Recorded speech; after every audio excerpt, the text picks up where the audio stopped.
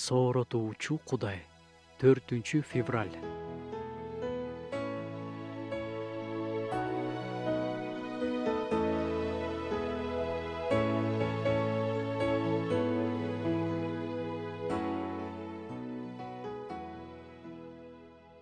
Аларга айт: мен тирүүмүн дейт Кудай Теңир. Мен күнөөкөрдүн өлүмүн каалабайм.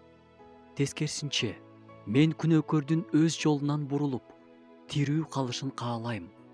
Бурулгула, өзүңөрдүн жаман жолуңардан бурулгула.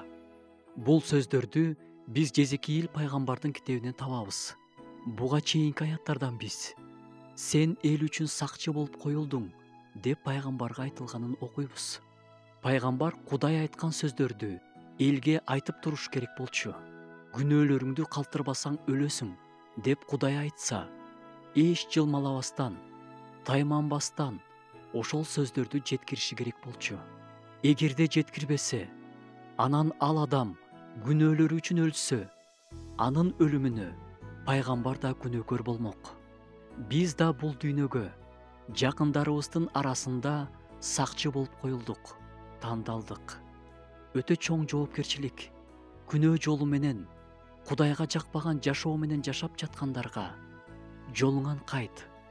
Кудай сени сүйөт.